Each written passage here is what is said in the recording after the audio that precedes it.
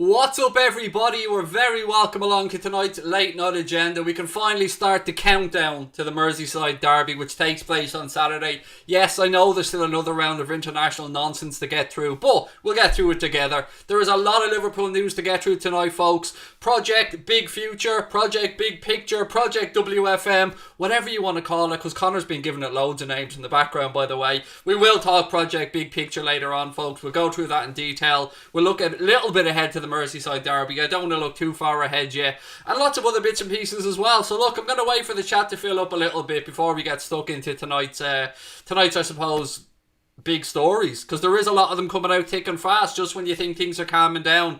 Nah, stuff moves quick in football land, ladies and gentlemen. Couple of little bits and pieces to start us off with tonight. Kamil Grabara, I'm sure any social media users will know where I'm going with this one. He doesn't seem to be too much of a fan of the idea of Jack Butland maybe coming to Liverpool. Oliver Holt tweeted out, "Butland to Liverpool, great move for player and club if it happens." Grabara simply just tweeted it with a laughing emoji, or quote tweeted it with a laughing emoji.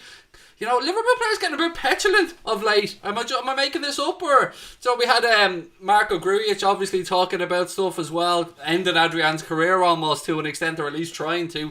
And then we have Kamil Grabara now mocking the potential of going out and getting Jack Butland openly as well. Now, I like Kamil Grabara because he's a goalkeeper that has always backed himself and believes in his own ability, but I don't think that those at the club will look too fondly on this one. But then again, maybe I'm looking at it the wrong way. Maybe he knows it's complete and utter nonsense and there's no way on earth it's going to happen. We'll have to wait and see. We'll talk through the goalkeeper situation as well on tonight's show, folks. We'll talk about Jack Butland, we'll talk about Ben Foster and a few other people as well.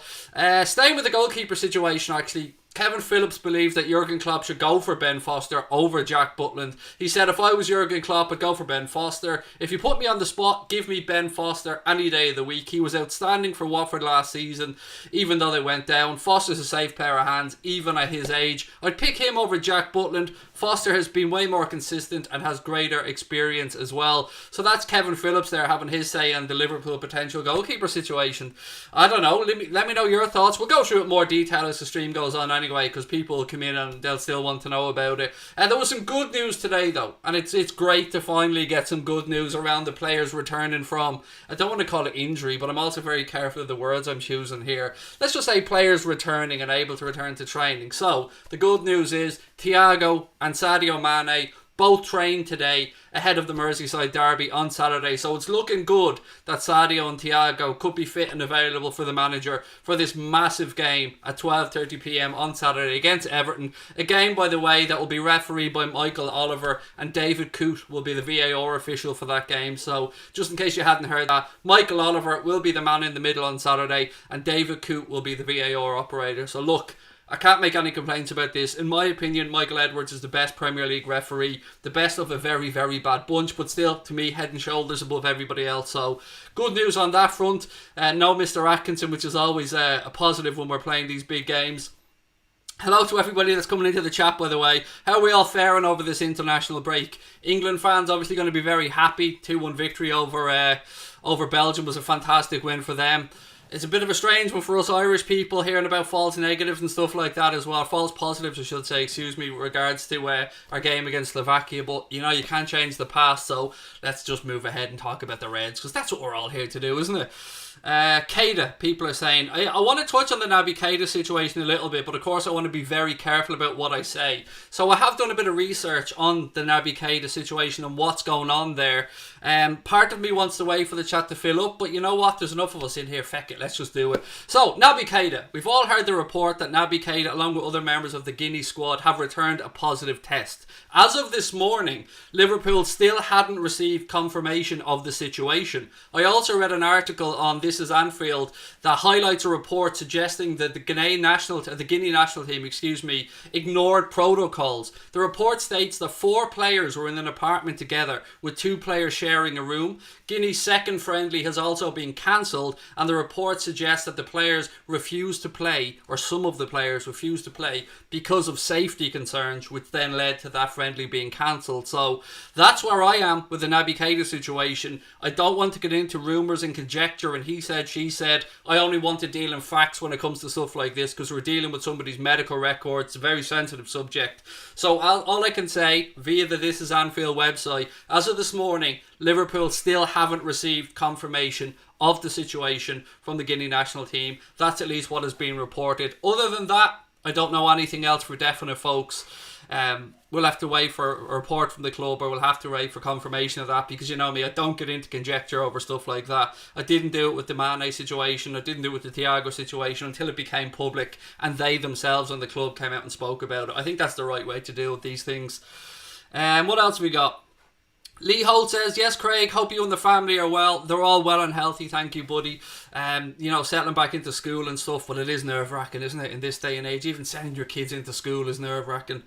Any news on Alisson? No, nothing new, mate. We're still looking at the 6 weeks that had been mentioned. Probably another 4 weeks or so after the international break. And that seems to be at the earliest, by the way. So, no, nothing new on the Alisson situation. Liz, how are we? And Mark as well is in the chat. Baseface and Space said, it should be club matches only at this point. Players are being stretched too thin. I'm going to do a little segment later on the whole international break thing. I'm going to give you my thoughts on that as well, because I kind of agree with what you're saying there. But again, we'll touch on it a little bit later on, because there's loads of stuff for us to get through. Right, I think we're going long enough now that we can really get stuck into the big subject tonight, ladies and gentlemen. And that is, I'm sure, something that you've seen everywhere. It was mentioned by the government in the UK. Project Big Picture. Reports have come out that both Liverpool and Manchester United are pushing for the implementation of a proposed project called Project Big Picture. Former Liverpool chief executive Rick Parry is believed to be another big supporter of the idea. So if you're like me, immediately you're like, what is this? What the hell is Project Big Picture? Let me try and break it down for you as best I can. Now, I've gone around different articles, obviously pulled a little bit of information from here, a little bit of information from there, and tried to paint you guys a picture of what exactly is behind Project Big Picture, what it is all about. So, here's where we go. Premier League will be reduced from 20 to 18 teams if this was to get the go-ahead. The League Cup and the Community Shield would also be completely abolished and taken away. Now, that's a subject that we've spoken about on the channel before. Many leagues around Europe don't have 2 domestic cup competitions. They just have one. So when you get the likes of Jurgen Klopp and other managers coming in, sometimes, you know, Klopp's being accused of not taking the League Cup seriously, as an example. Maybe it's, I don't know, maybe it's just something that he's not used to. Maybe he's not used to these 2 cup competitions. Maybe he does treat it seriously. I don't know. But under these proposed plans, under Project Big Picture, the League Cup and the Community Shield would both be scrapped. And as I said, it would also see the Premier League reduced from 20 teams that we currently have now down to 18 teams. Kind of very similar, I think, to the Bundesliga. There was even talk of a potential Premier League 2 coming down the line. Again, very similar to the Bundesliga. So that would see each team have to play less games, obviously, which on the whole sounds a positive thing for managers and players being stretched thin and stuff. But when you dig into it, 2 less home games for each club, therefore 2 less match day revenue for each club as well. I'll carry on because there's lots more to get through a Project Big Picture. The one club, one vote policy that currently is within the Premier League, and the FA do have a golden vote as well where they can veto stuff, along with the need for 14 clubs to agree to policy changes, that would be scrapped under Project Big Picture as well. The 9 clubs that have been in the Premier League the longest would have the majority of the power, with 6 votes needed from those 9 to make a change. So basically, the long and short of this would be that you only need 6 clubs. So let's just say the big 6 or the top 6 to vote through any proposals, and the rest of the Premier League basically wouldn't really have a say for a lot of these things. So right now, the way the Premier League is, 20 clubs, 1 club, 1 vote, and then the FA have that golden vote that I spoke about a little bit earlier on as well. This proposal would see that change, and look, it would see a change, there's no hiding from this, to benefit the top 6 clubs. It would basically mean that the top 6 clubs, which we will be a part of, could have a much bigger say in how the Premier League goes. We'll talk through this in more detail because there's still more stuff to go through, believe it or not. And I'm only touching the surface here with this. I could go on about Project Big Picture for another hour with all the little bits and pieces, but I tried to pick out the big talking points so we could go through them a little bit later on. The 9 clubs that I mentioned, that 6 of which would be needed to make any changes if that was pushed through, the 9 clubs that are linked here are the clubs that have been in the Premier League the longest. So Liverpool, Manchester United, Arsenal, Chelsea, Everton, Man City, West Ham, Southampton and Spurs. They would be the 9 clubs that would get this better voting preferences, and you would only need 6 of those 9 to make any changes necessary to the Premier League if Project Big Picture went ahead. I have to keep stressing that because people might be tuning in and watching this thinking, what, this has already gone through? No, absolutely not. And it may well not go through, but let's talk about more stuff involved in Project Big Picture. So under Project Big Picture, there is a bit of a trickle-down effect to lower league clubs, the Championship clubs, League 1 and League 2. The EFL would receive 25% of all annual Premier League revenue, which would be up a massive 21% from the 4% that they currently get from Premier League clubs. So it would absolutely help clubs lower down in the football pyramid. But would it be a case of, short-term gain, long-term pain? It would probably benefit the top 6 or top 9 clubs. Actually, there's no probably. It would massively benefit the top 9 clubs moving forward. A £250 million payment up front to the EFL plus £100 million payment to the Football Association would also be made under these proposed changes for Project Big Picture. And there's lots of other stuff as well involved in this, but one of the things that caught my eye, and actually two things that caught my eye from a fan perspective, which is probably positive, although I don't hold much hope of Project Big Picture getting a nod. So two things that I want to talk about. They're talking about 20% maximum or £20 maximum price for any away ticket. They're also talking about minimum 3,000 away fans at every game. But that would be minimum 3,000 or 8% of the capacity, whichever is greater. So you'd have a minimum of 3,000 away fans, and they would never pay more than £20 for a ticket. And there's also talk of subsidising away fans' Premier League travel as well. So there is something in there for the fans, albeit is it a few crumbs maybe to get the deal over the line, I don't know. And then another interesting aspect to this means Premier League clubs could also sell 8 live games a season directly to supporters via their own club channels. So for instance, LFC TV, they could put on 8 games a season that you would go there to watch, or MUTV or whatever the hell other channels you want out there for Premier League clubs. So that's what we went through, ladies and gentlemen. The big talking points, I suppose, 20 clubs down to a potential 18. The big 9 clubs, the clubs that have been in the Premier League the longest, would be the ones with the most voting power, and you'd only need 6 of those 9 clubs to implement any changes. Currently in the Premier League, every club has a vote. 20 clubs, 1 club, 1 vote, plus that golden vote from the FA that I spoke about earlier on as well. Let me know your thoughts on this. If you're watching this later on, let me know your thoughts in the comment section. I've got to say, I don't think this is getting through. I think it's massively biased towards the bigger clubs, of which we would benefit massively. But there are some interesting things in it. If you look at the Championship and you look at below, the money that would be put down to the clubs there could absolutely help in their survival. 25% of Premier League annual revenue is a lot of money compared to the 4% that's currently going down now. It would also see the parachute payments removed from clubs that have been relegated from the Premier League back down to the Championship, which often sees them having much bigger budgets to be able to potentially get back up there. So again, there's talk of that helping other clubs to strengthen and be able to make the Championship, League 1 and League 2 even more fair. But this is so tough because there's no denying that this is being pushed by the big 9 clubs to try and get themselves a bigger stake in the pie going down the line. And I've heard the like of Mark Palios speaking about this and others as well. It is very difficult to navigate through this. Now, to me, this just seems like a starting place for a potential conversation to be had. This doesn't look like the finished product to me. Government speaking about it in the UK today seem to suggest that it's a no-goer as well. But I want to know your thoughts on it. What do you think is good from Project Big Picture, and what do you think is bad? Do you think there's any way that this could be reshaped, perhaps? And if you're a Liverpool United fan, what do you think of the fact that we're the driving forces behind this, really? Is it more shady stuff, shady business dealings, or is it something that you think makes sense? I suppose it depends which side you're looking at this from, what your viewpoint is. I'm still digesting the information personally, so I can't really give too much of an opinion, but as of right now, if I was a Championship club or a Premier League club that isn't in this 9, I probably wouldn't be voting this through. And as I said, you need 14 of the 20 Premier League clubs to vote through any changes as things stand.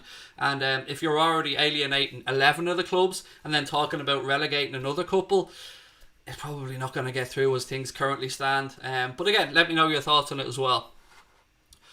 I quite like the 20 club system we have, but let's see where this goes, said Rob Shepherd. Yeah, look, you can understand why managers would probably want a couple of, 4 less games in a season if it was reduced down. There is some sense to that, and it would bring us in line with the Bundesliga, but, we are used to what we're used to, and when the Premier League was created, the system as currently stands is, 20 teams. You've got your 3 relegation, your 2 automatic promotion from the Championship, and then your playoff. Now, from what I can gauge, under these current plans, there's talk of... in a normal season of relegation, let's say, you'd have the relegated clubs, and then the club that's third from bottom, I believe, would go into a playoff against the winner of the 3rd, 4th and 5th teams in the Championship. So you'd imagine that the 5th and 6th or the 4th and 5th teams would have a game, and then the winner of that will play the 3rd place team in the final, and then the winner of that will go and play the team that finished 3rd from bottom in the Premier League in a promotion relegation playoff, I suppose, like you see in other European leagues. So you can see where parts of this has been shaped from other leagues around Europe, but at the same time, we don't like change as human beings too much. We like what we like and we are where we are, and there is no denying that this would massively favour the big clubs. Something that it doesn't sit well with me when I see it in other countries. When I see it in Spain, for instance, with Barcelona and Real Madrid, it doesn't sit well because you're almost guaranteeing a seat at the top of the table. You're almost guaranteeing your place in Europe by giving yourselves this much power. So yeah, they'll have a trickle-down effect that would massively benefit Championship clubs, but is it very short-term thinking? Because what is the Big Six now might not necessarily be the Big Six in 10 years' time.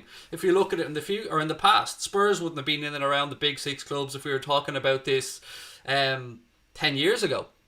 So you can see why, again, you need Leicester. Wouldn't have been anywhere near this conversation. This could have caused Leicester perhaps to not even win the league. So I want to know your thoughts on it. It's a very divisive and tricky subject, and one that I'm glad I had the day off yesterday because it allowed me to really prep for this tonight. Brian said, it's all bad because all the good stuff they're offering is totally dependent on giving bigger teams all the power. Can't really deny that, Brian. You're pretty much spot on. 24 teams should come back, said Cadis next to the S. So that is just too big, mate. That is too big. You're talking about a 46 game season there if it was a 24 team league. An extra 8 games a season in a season where, we're already struggling to get the games in as it is. What are your thoughts on the cup competitions? Do you like the idea of getting rid of the Community Shield and getting rid of the League Cup? I don't, because I told you guys before, I actually really love the League Cup. It's my favourite of the domestic cup competitions. And I'm sure if they were to get rid of the Community Shield, there will be some way that they would make sure that the revenue that would have been generated from that still goes to the FA's very good charitable cause and stuff. So let me know your thoughts on it, folks. It's definitely not straightforward, but nothing ever is in the world of football, really, is it? Weenie Boy Little Wang, that's a weird name, pal, said those clubs who generate most money should have the greatest say on what happens with that money. Seems generous, RE 25%. Should they though? I don't know, man. It just seems a bit capitalist piggy to me, if you get where I'm coming from. It's just, I don't know, I don't really have a political leaning, so I'm not a socialist but it does seem to be something that almost stops possible progression from other teams in the long term, and guarantees that Liverpool, United and the clubs that we spoke about earlier on will be at that top table for forever, until another rule change. West Ham could drop out of the Premier League, said Sarah Marshall. They're one of the clubs, Sarah, in the 9 that we spoke about. So yeah, they would have power with the other 8 clubs involved. Liverpool, United, and who else was it? It was Liverpool, United, Arsenal, Chelsea, Everton, City, West Ham, Southampton and Spurs. They would be the 9 clubs. Maybe if they change sponsor from Carabao, it might reignite interest in the cup. I don't really know if that makes any difference. Carabao Cup, Coca-Cola Cup, Littlewoods Cup, whatever it's called. I don't know if that makes any difference, mate, to be honest. I don't know if it's the name that makes the difference. The English Bundesliga is forming people, said Raheem. There's no denying it. This could be the road to like a Premier League 1, Premier League 2 scenario, like Bundesliga 1 and Bundesliga 2 in Germany.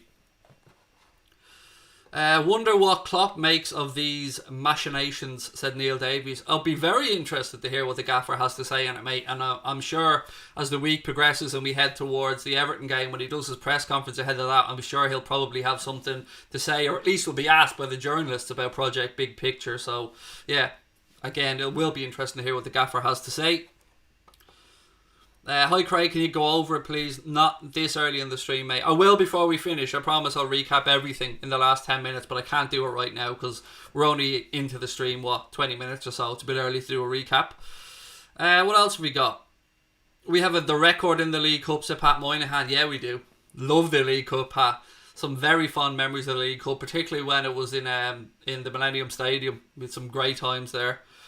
Marine Boy said he was at the 1977 final second replay. Showing your age, my friend. I love it. Makes me feel young. Well played. I don't understand the point of scrapping the Community Shield like it's one game. I suppose from a selfish point of view, the thought behind it would that it would probably allow the clubs to have one more money-spinning pre-season friendly, or perhaps extend their pre-season tours a little bit and generate more revenue. That's what I would imagine would be the thought process behind it. If there was a way that it was guaranteed that that money would then be given to the charitable causes, which I'm sure the conversation would entail, then that side of it I'm not too fussed about personally. I don't really give a shit about the Community Shield. I don't think anybody really does. The League Cup, I can absolutely understand why people would be up in arms over that, but you know, there does have to be a conversation, I suppose, around whether maybe clubs that are participating in Europe don't take part in the League Cup or something. I don't know, but there are a lot of games, and we've just about managed to get a winter break in the Premier League, albeit there is no real period where there's no games, but it is staggered over that period in Christmas where clubs get technically a week off or so there. The Blame Connor Cup, said Aaron Sean. Absolutely. I messaged them before the stream started because those that came in early probably noticed the title of the stream used to be Project Big Future. And I'm thinking to myself, have I missed a really obvious joke here? Or is Connor doing something that I'm not getting? So I sent him a message saying, Project Big Picture, ?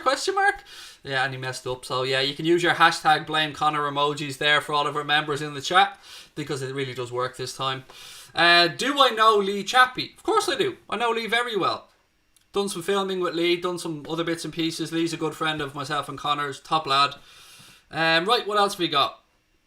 Carabao's the crappiest sponsor the League Cup has had, said Ursus Martimus. These names are getting complicated, folks. Elijah John 5 said, I guess the Community Shield is one game equals the season opener. I would keep it. Again, absolutely understand your reasoning there, mate. I suppose it's only two teams that take part in it at the end of the day as well. So, you know, the rest of the clubs can still prepare for the seasons as they normally would. So maybe you've made a valid argument there. This is why I love coming on here and having these open conversations, because, you know, we all come together, we get a consensus, and we see if it's right or wrong, or if we like it or if we don't like it. But I just can't see this one getting through with the rest of the Premier League clubs, if I'm being honest. Right, some more of your comments. Kevin Smith said, I'm very happy with the referee for the game on Saturday. So am I, mate. As soon as I heard the name Michael Oliver, I thought, Grant, that's it, we're sorted. We don't need to worry about a terrible refereeing performance anyway. You think Liverpool will beat Everton after the Villa loss? Well, look, it was always going to be a difficult game, because Everton are very much a revitalised team under Carlo Ancelotti. 4 wins from 4, flying high, full of confidence. It's at their gaff. So it was always going to be a tough game, and derbies are 100 miles an hour. You have to take in the psychological effect as well. Everton haven't won a derby in 10 years. Will that play on their minds? I don't know. Will they be even more confident after that 7-2 defeat that we suffered at Villa? Probably.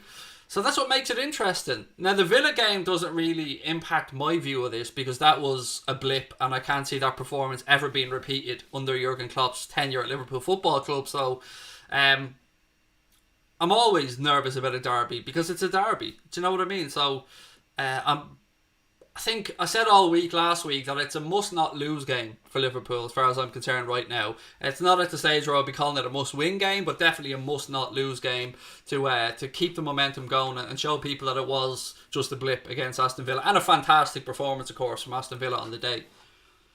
Right, more of your comments before we move on to the next section. Any news about MANÉ and Thiago? Yes, Jake, I mentioned it at the start of the stream. They both started back training today, so they should be in contention for the gaffer for the game on Saturday, which is brilliant news. Great to have them both back training. Obviously, they would have to have gone through all the necessary tests and stuff to give back the right results. I just have to be so careful in the way I word things right now, because YouTube are, monitoring for certain things. They don't want misinformation being put out there, which I can completely understand. But when you're a YouTube creator, you're very nervous about these type of things.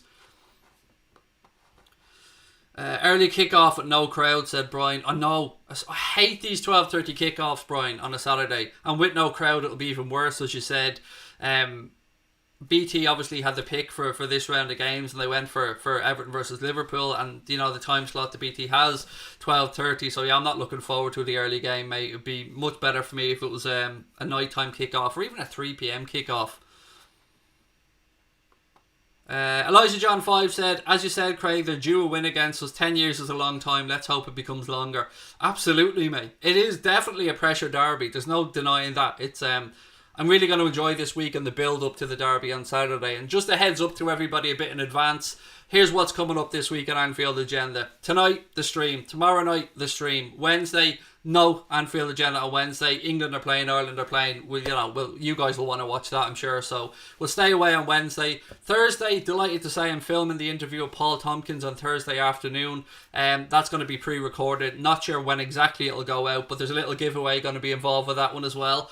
Then we're going to start building up to from Thursday night onwards, we're going to start building up to the derby. We'll do a preview on Thursday night. Actually, do you know what? I might even pre-record the preview video for the Everton game and use that for a 50k giveaway. Because as I said to you guys before, we are launching a big giveaway. I can now tell you what the prizes are going to be. One lucky person is going to get a £50 Amazon voucher. They're going to get their choice of whatever shirt they want from 3 Retro. And they're also going to get 4 Liverpool prints from Sean Leonard Art as well. So it's a great prize. The biggest one we've ever given away on the channel. We promised you when we hit 50k we were going to do it. And all you'll have to do will be to watch a video and do something from that video. We'll talk about that a little bit later on, but that'll be coming up this week as well. And we've got a few other bits and pieces. Don't forget there's a free shirt giveaway as well taking place on Flick at the minute. If you're not a member of our Flick chat group, there is a link in the description. To be with a chance to win that shirt, all you have to do is complete a survey that Flick have put up. We've put it up onto the channel for you. It's easy enough to find when you go on there. Just complete that survey and you automatically go into a draw to win any shirt that you want. And that's from Flick, not from me. So I'm not giving you anything. It's Flick that are giving away this one. So yeah, take that survey if you haven't done so already. But make sure to join the Anfield Agenda Flick chat group because it's what we use for our our man of the match and some post-match information and shows and stuff. Right, there was a super chat that I missed. Let me get it back. Has the £15 a game been cancelled? No. No, mate, it hasn't. Not that I can see yet. Obviously and rightly fans have been up in arms over this and it's divided opinion. Some people think that it's reasonable to be asked to pay the 15 quid. I think it's absolutely ridiculous. As I said to you, my personal place on this, I pay Sky about 170 quid a month. Now I do have my phone and broadband with them. Then you've got your BT subscriptions, your Netflix subscriptions. Then you've also got to potentially pay £15 now. Now the first Liverpool game that I'm aware of that would be coming up under this box office pay-per-view nonsense is Sheffield United. I think it's the 22nd of October, sometime around then. That's scheduled to be a game that will not be shown on TV, only on the box office. And they're not getting another penny out of me. I don't give a shit. There's not a hope in hell they're getting another £15 a game, or €17 I think it is in Ireland, or $16.95, something like that, out of me. This is not happening. I'm sorry. I've given them enough money already. I refuse to give them any more. At a time when people around the world are struggling to make ends meet, kids have gone back to school, Santa's only around the corner as well, parents and people who aren't parents, people who may be out of work or on a certain percentage of their wages. Sometimes football is a release and the only release that we have as fans, and this £15 a game nonsense is nothing but a money grab and it's disgusting. At a time when we'd already seen Premier League clubs have to rebate television companies and you know, happen in many leagues around the world, to be fair. This just seems like another kick in the guts. So, you know, you've got people who are at home struggling to pay for the Sky Sports packages or the BT packages as it is. To have to go and pay £15 on top of that to watch individual games is ridiculous. I mean, how we're at a point where we're not able to watch every single Liverpool game or every single United game or every single Chelsea, City, whoever it might be that you support. It's ridiculous. So are we going to see potentially a move to a Netflix-style streaming system down the line? We've heard Simon Jordan talk about this before. I think when he was on TalkSport, he was talking about the potential of the Premier League eventually taking back all their rights and selling them individually, selling them themselves via like a Netflix subscription-style service. And I think that's the future. I think that's definitely the way to go.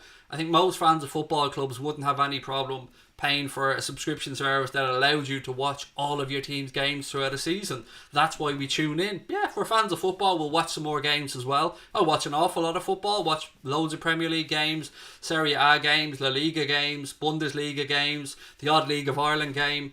So yeah, if you're a fan of football, you're probably going to be interested, but you know, your heart and soul is with your club. So I think if they did ever bring in this type of service, I think it's a step forward, and I think it's the future. I mean, you've got DAZN in the likes of America and Canada and other parts of the world where you can pay an annual fee or you pay a monthly fee. I think it's a massive, drop down if you pay the annual fee. I think it's like 150 Canadian dollars a year or something like that. And you get the games and you get the fights and you get other stuff on that as well. So maybe that's the type of service we're going to end up moving towards here. I don't know. I mean, Sky, BT have invested a lot of money in the Premier League, as have overseas companies as well, that have allowed clubs to get to the powerhouses that they are right now.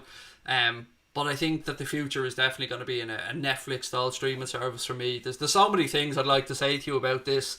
So many ways I think that they can monetize it. In so many ways it would be better from a fan viewing experience. But, let's leave that for another day, because we're already trying to digest Project Big Picture tonight. So that's enough. Right, some more of your comments, folks. You cannot watch every Liverpool game as the 3pm blackout anyway. There is no 3pm blackout in Ireland, Sarah, as an example to you. And in England at the minute, they're allowing them games to be shown, obviously, because there's no crowd inside the stadium. Now, the 3pm rule is a very archaic rule that was brought in to help bolster attendances at games and make sure that people weren't just staying at home and watching them. But the Premier League, as it is right now, is so appealing that you struggle to get a ticket to games anyway.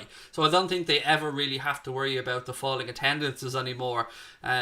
So I think that 3pm rule is ridiculous. And it stems from, I believe, I could be wrong on this, it stems from the fact that people used to work 5.5 days a week. So you used to work a full Monday to Friday, and then you work in the factory or whatever on a Saturday. You had a half day, you finished on the Saturday in your half day, and you went to watch the football at 3 o'clock. I think that was the thinking behind it when it was originally brought in. But thankfully I'm not old enough to remember that.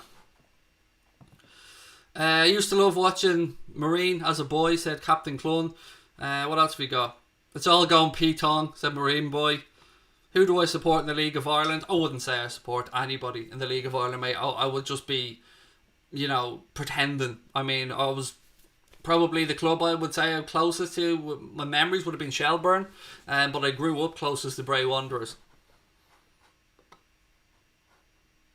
Brian said the blackout will be gone next year, hopefully. MANÉ and Thiago are back training, said Celia. Yes, they are. We can confirm that they are back training, which is great news as well. Right, another little bit of positivity, which is very slim pickings these days. If you didn't already love our manager, then here's another reason to. I'm sure you've probably already heard or seen this in social media, but Klopp received a letter from an 11-year-old Liverpool fan called Lewis Balfe, who was suffering with anxiety around restarting school and what's currently happening in the world, which is understandable. I've said to you guys before, many people, adults and children right now, are probably experiencing anxiety and feelings that they've never felt before. But Klopp took the time to reply to Lewis and told the young man that even he gets nervous and that he tries to use that nervousness and turn it into something positive. So, as I said, if you didn't already love our manager, that's just another reason. Jurgen Klopp is just a good human being, and he's filled their squad with good people as well. The vibe around Liverpool is inside the club is just supposed to be second to none. Any player that you've heard that's come in and speaks about it, always glowing, and that all stems from the manager. That stems from the way the manager goes about his business, and it's little touches like this that just make Jurgen Klopp, just to use a Brendan Rodgers phrase, a wonderful human being. He really is. It's just class. I love the man so much. And shout out as well to that young Liverpool fan Lewis. I hope he's feeling a little bit less anxious as things stand, and he's got that lovely letter from the gaffer as well. So shout out to Lewis as well. I hope you're doing well, young man.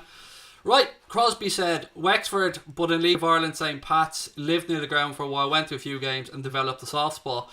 Yeah, Inchicore, St. Pat's, it's mad. It's like there's a couple of stadiums in Ireland that, like St. Pat's in particular, the entrance into the stadium, or one of the entrances in, is like the front of a house. It's mad, it's weird, but yeah, I can understand why Connor's a soft spot for Pats as well. They were my rival when I was playing football. We played against St. Pat's a lot, so I always look at Pats as a bit of a rivalry. But one of my dad's good friends, Paul Assam, used to play for St. Pat's as well back in the day. Great show, said Noor. Thank you, buddy. Really appreciate it. If you're enjoying the show, like our good friend, please do hit that subscribe button, folks. Drop a like on the video as well. There's loads more for us to get through. We spoke about Naby Keita. I'll do a recap in a few minutes, but I want to know your thoughts on the goalkeeper situation right now, folks. We know that the domestic window is still open until Friday. We've seen Liverpool linked with Jack Butland. We've seen Liverpool linked with Ben Foster. What's your take on this, folks? Should Liverpool look to go in and make use of that window? Should we perhaps look to bring in Jack Butland or Ben Foster to supplement the goalkeeping situation until maybe, I don't know, January? I think from what I read, Jack Butland is on 35 grand a week or something like that at Stoke, which is, very high wages for a championship club, and him not even being first choice at the minute, they're probably going to want to move him on as well. So I'd imagine Liverpool could get that done relatively cheap. I've got to be honest though, if it was a choice between Butland and Foster, I'd take Foster on a short-term deal. I really would. I agree with Kevin Phillips, who said to him right now, Foster's a better goalkeeper. I absolutely agree with that.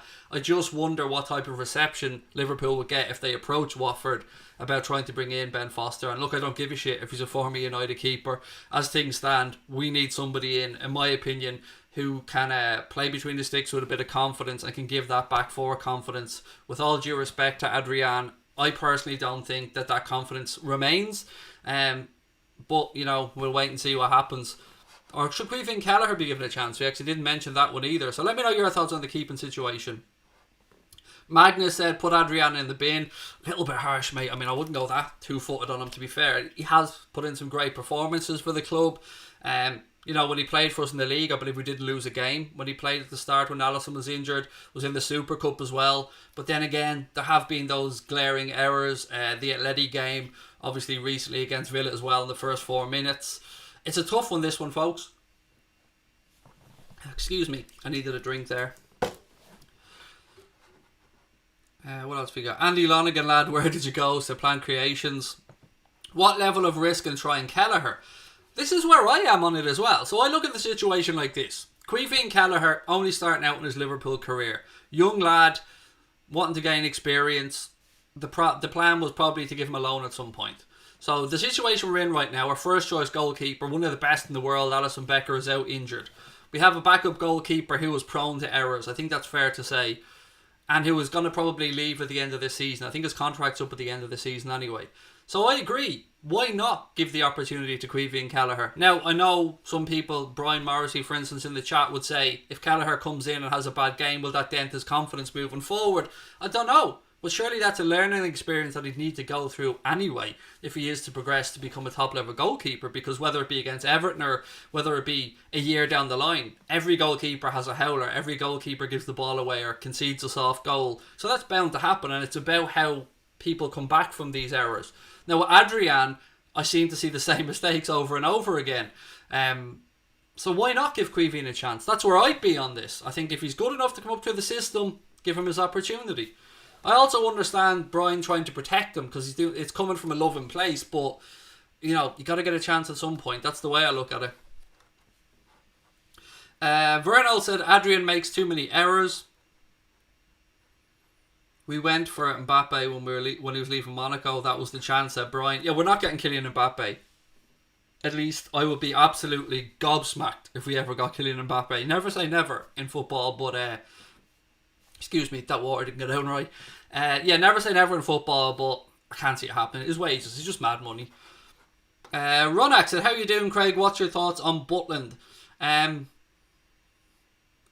Difficult one, because if I pit Butland against Alisson and I put the two Adrian, put the two goalkeepers there, am I saying Jack Butland is head and shoulders above Adrian? Probably not. No, he's probably average. But where I come from this is, my point of view is that he hasn't got the same bad muscle memory. So he hasn't got the same nervous experience of balls being played back to him that he's messed up in front of the cop or at Liverpool, or he doesn't have the same, I don't want to say distrust from the back four, but nervousness from the back four. So he's starting from afresh. That's basically where I'd go with it. So I'd probably just about take Butland over Adrian, but I would still rather Queevin Kelleher ideally. Now Foster on a short-term deal, sign me up for that. That would do grand. If you get Foster till January, the end of the season, I'd be very happy with that one. And does that send a message to Adrian? Probably. But, football's ruthless and maybe we need to send that message. I don't know. It's tough, this one, because it's fair to be critical, but you don't want to hound the lad. You don't want to call him names. You don't want to mock him on social media because he doesn't deserve that. He's a Liverpool player. But we are fans and we are here to critique it as well at the end of the day. So, he's not good enough, really. Let's be fair about it. And yeah, look, it's probably easy for me doing this in hindsight. I wasn't saying this when he signed, was I? No, I wasn't, because I thought he'd play very, very few games. Because as and when he signed, Alisson hadn't really picked up many injuries, so it was probably one of those signings where we thought, be grand. I don't know. Do we need to reassess now, folks? Hello from... What's Chris? AZ, Arizona. Sorry, I was trying to think where that was. As always, said Chris to the J. Thank you, mate. Look, ladies and gentlemen, if you want to become a member and join Anfield Agenda FC, you can do so by hitting that join button now. Membership to Anfield Agenda FC is $4.99 a month. And we had somebody say to us the other day, how can you publicly come on and moan about the Premier League paying $14.99 a month for games and then ask people, do they want to sign up for members of $4.99? I think the person missed the point altogether, because no matter what you do, all of our content is always going to be 100% free. Always has been, always will be. We don't put up a paywall between any of our subscribers and content. So therein is the difference, really. The $4.99 a month allows us to buy equipment and move the channel forward and keep the lights on, because we're a small channel hoping to get a bit bigger and pushing along the way. So if you want to become a member, hit the blue join button. You get the Anfield Agenda logo beside your name. That logo changes colour the longer you're with us. Your name appears in green to me and other members. You also get use, and this is the fun part, of all the custom emojis that Connor has designed for the channel that are in the chat there now, as you can see. The WFM, the goal one, and lots of others that Liz and Joanne have put in.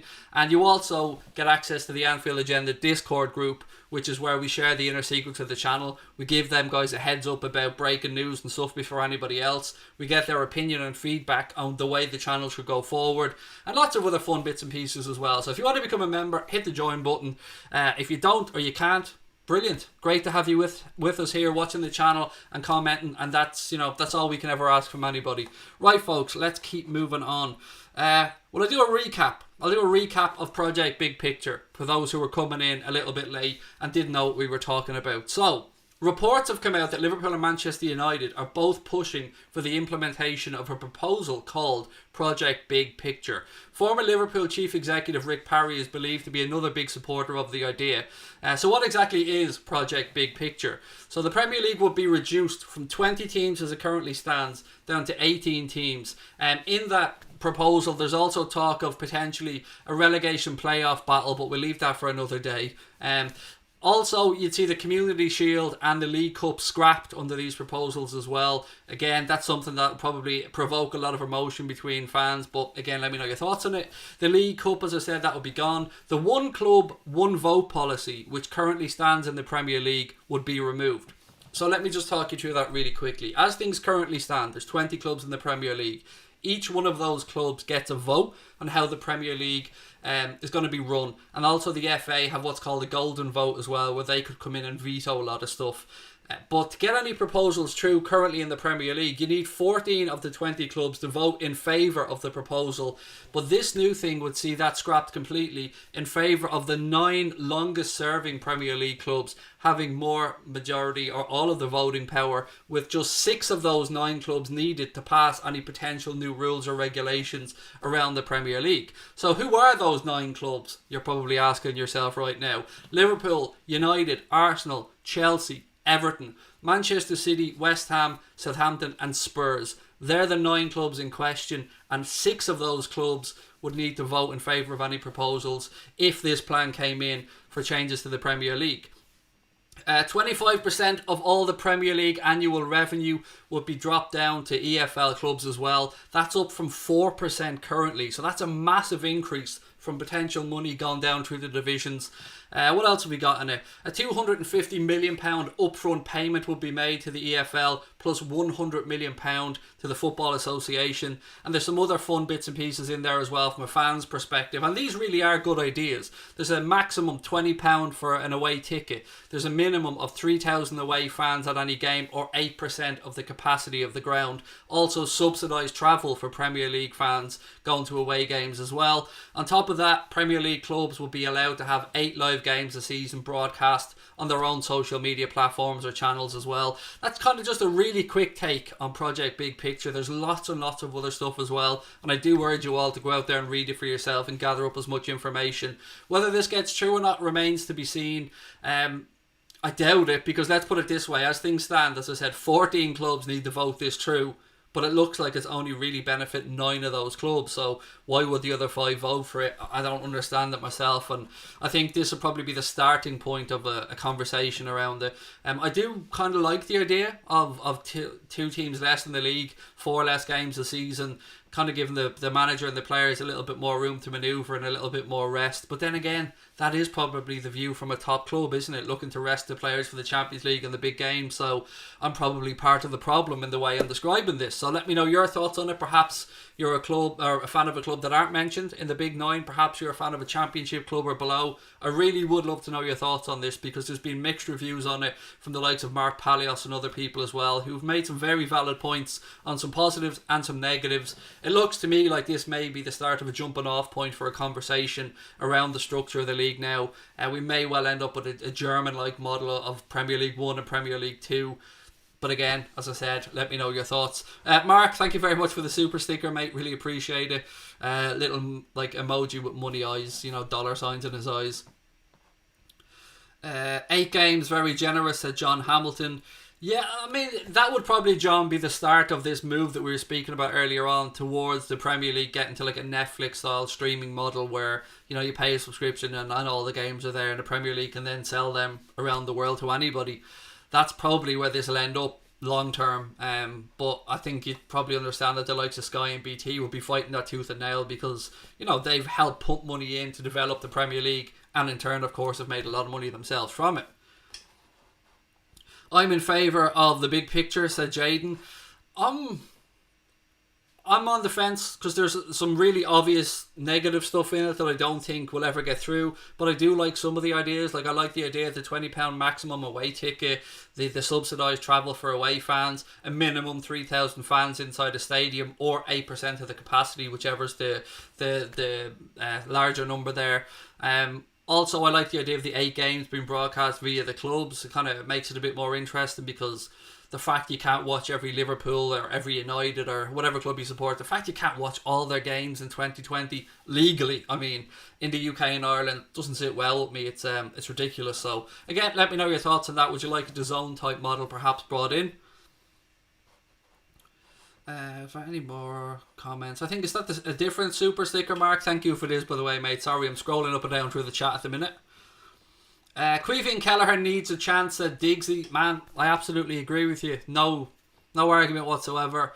I've said it to you before. It's a bugbear of mine, and the fact that young keepers are brought up through the Premier League system and very, very rarely get a chance to break through. It's probably the most difficult position to get a break in the Premier League without leaving and going on loan and coming back. Allison without one hand would be better than Adrian, said Ashish. What have we got? I read that Butland confirmed takeover from Adrian, said Roger.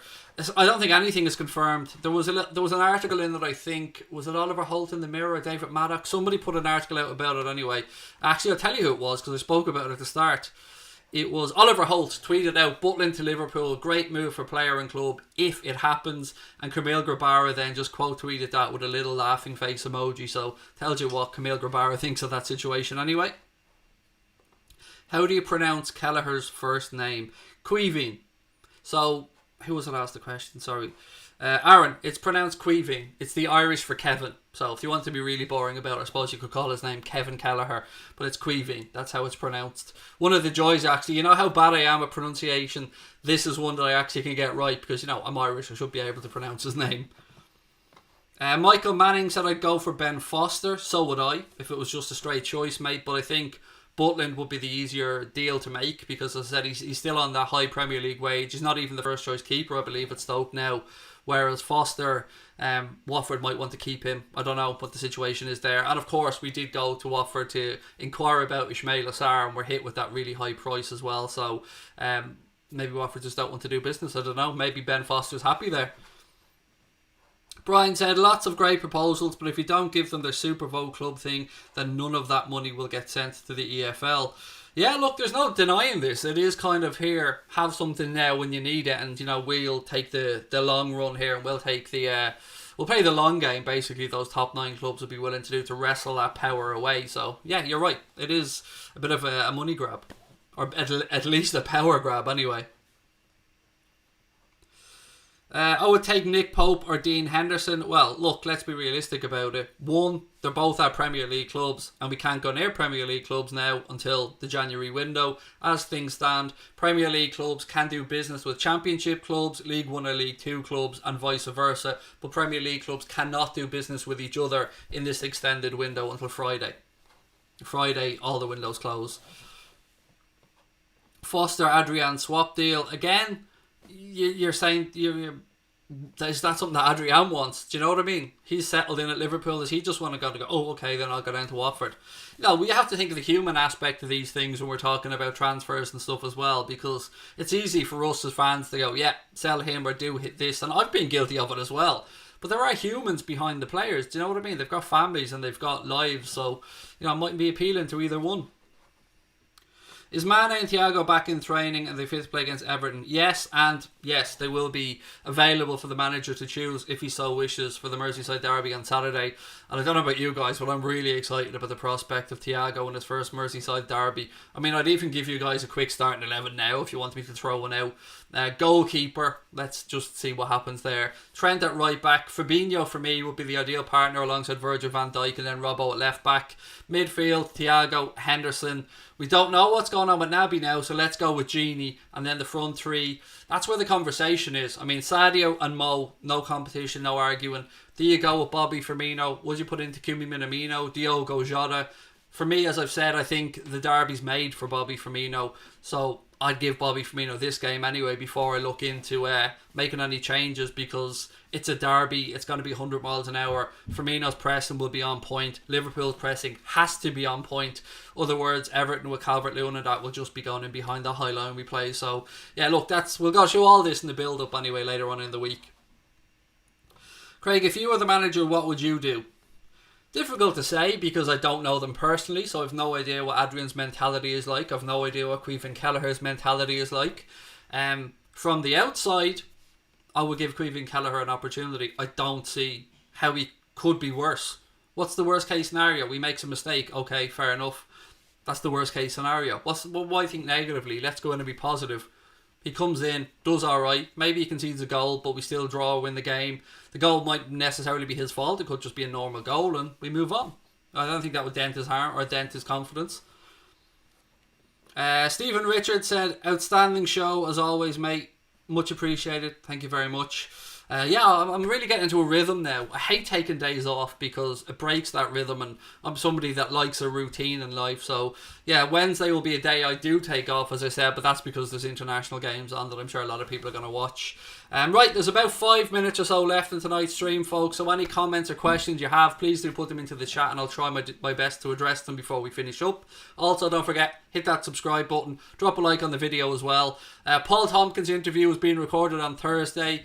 I've got some more big interviews coming down the line that I can't tell you about just yet. Our 50k giveaway is going to be launched later on in the week as well. There'll be a little giveaway around the Paul Tompkins interview. That'll be a separate one because, we like to give shit away. Who doesn't? I'm a United fan. 72 clips from you are funny but love the content. Yeah, look, Liam, I absolutely get it, mate. Where anybody come in and have a pop at me over the 7-2 stuff, and it was fun and it was funny at the time. Still is funny, to be honest with you, and I take that on the chin, mate. I mean, if I'm big enough to give it Billy Big Bollocks, as I like to say, I've got to be big enough to take it on the chin as well when it comes back to bite me in the ass. So glad you stayed around to enjoy the content, mate. That means a lot. Thank you. Curtis Jones to score a 67th minute curler against Everton, said Cube. Oh, I love that, mate. I love Jones. He'd come off the bench and stick one in top bins. Aaron said, great stream, mate. Thank you very much. Everton getting cold sweats over Thiago. Man's walking around the city like he owns the place now, Thiago. You've probably seen the pictures on social media. Finally getting a chance to walk around and get used to the city because, he came in straight away, rushed through, played against Chelsea, got sick. Probably being quarantined and cooped up since then. So yeah, nice for him to get out and have a look at the beautiful city of Liverpool. Respect Craig, taking it on the chin. You've got to though. I mean, do you know what I mean? That's what we do on here. If I give it out and I can't take it, what's the point? Do you know what I mean? I like to have a bit of fun with this stuff. Liz, thank you for the super chat, mate. Said Liverpool will dominate in the derby. I certainly hope so, Liz. 10 years since Everton have gotten a win anyway, so let's hope that continues. And lots of love to Liz and our family as well. I hope your husband is keeping well, Liz. I know you were telling me about the great work that he does as well, and I really am in awe of people like your husband who go out there and put in selfless sacrifice for others, people who are, struggling at this time. So, again, give our best to him, Liz. Your thoughts on the Premier League gone down to 18 teams? I like that idea. That part of the project, big picture, I think makes sense. Less pressure on clubs at a time where fixture congestion, particularly with competitions like the Euros, the AFCON being pushed back. Yeah, I don't mind that idea too much. I mean, yeah, from a selfish point of view, you want to watch as many games as possible, but I can understand the thinking behind that. But it will impact two clubs and it will make a difference. So, I've got blinkered vision on this, don't I, being a Liverpool fan? What's my son goal for the channel now? Oh, sub goal. Never had one, mate. We never had a goal. Or at least a target. I mean, we hoped to get 5,000 when we started, but didn't think I'd be sitting here on 52,000, and I know Connor certainly didn't think we'd be sitting here on 52,000 either. So I suppose the goal has to be 100k if you're to set one, isn't it? Because when you get 100,000, you get the YouTube Silver Play Award thing sent out to you. And I would love that, to be honest with you. And I'd love it for the reason that I'd like to give it to Connor because of all his hard work. I don't give a shit about awards and stuff like that, but this is something that comes automatically when you hit 100,000. So that's probably the goal, mate, to be honest with you. If we can ever become a 100k channel, that would be amazing. But you got to put your graft in and you got to earn your right. So we'll just keep plugging away and hope for the best. By the way, Craig, over lockdown, I've looked at loads of fan channels from all clubs and not a single one of them seems to care about and enjoy interacting with their followers like you do. Keep it up. Thank you, mate. I mean, I don't and won't comment negatively on any other channels because it's not my place to do so, but the interaction stuff is natural to me. And it's beneficial to me. I've said this to you guys before. This channel is my contact with the outside world because I don't really leave the house because of my anxiety and stuff. So, yeah, I mean, interaction is great for me because, I get to know people bit by bit and we get to share information. And this is a community channel. We've said it since day one. So, yeah, thank you, mate. I really appreciate that. Any little compliment we get. I mean, as Irish people, it's kind of built into our DNA that it's difficult to take a compliment, but thank you. Road to 100k is on, said Captain Clun. Who's Billy Bean? He's the guy behind the Moneyball theory from the Oakland Athletics. I'm not qualified to talk about the actual Moneyball theory, and because I don't understand baseball. But Billy Bean, we spoke about this the other day, put together an investment fund just over $550 million. There's talk of potentially adding another billion onto that through investors and maybe looking to invest in a 25% stake in FSG, Liverpool's parent company. Also, they own the Boston Red Sox as well. So keep an eye out for that. We did a segment on that the other day. If you haven't had a chance to watch it, Connor pulled it as a clip that's up on the channel as well. So have a look at that and let us know your thoughts. Sarah Marshall, thank you for the super chat. Sarah said, if we buy a new centre back, do we sell Matip? Yeah, it's an interesting one, Sarah, isn't it? Because he just signed a new deal. And we are linked strongly with Upamecano, by the way. I spoke about this again on the stream the other night. He's got a 40 million quid release clause that kicks in next summer. Liverpool, Manchester United, a lot of clubs will be hovering around Daya Upamecano, trying to get him from Leipzig. And yes, we are in that conversation, and we should be. Whether that leads to us perhaps selling Joel Matip, it would be complete guesswork for me at this point to say.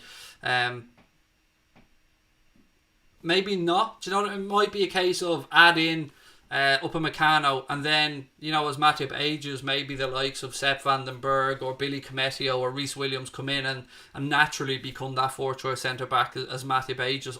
I don't know. I'm just spitballing here. Bradley, thank you for the super chat, mate. Said, bit off topic, but who's your favourite Irish actor? As my auntie is Brenda Fricker from Home Alone 2. Colin Meaney, I would say. Probably my favourite Irish actor. Always found him really funny. Brendan Gleeson, another fantastic Irish actor. I mean, we've produced a few, to be fair. I'm not somebody that will be go down the Daniel Day-Lewis type route and stuff like that. Method acting it's not really the type of film that I'd watch, but I'd have to say Colin Meaney. I mean, immediately when you said it, Colin Meaney's the first one that came into my head. If you haven't seen The Snapper, if you haven't seen The Van, just some brilliant stuff altogether. And Roddy Doyle's books are fantastic as well. Good question though, thank you, mate. Right, look, ladies and gentlemen, I'm going to call that one a night. Thank you very much for everyone that tuned in. I'll be back tomorrow night with another late night agenda. Hit the subscribe button, drop a like on the video, and as I said, Wednesday will be taken off, so be prepared for that one. Really taking it off this time, not like my usual one. Lots of love to all you guys as always. Stay safe and be well. Up to champions. Love to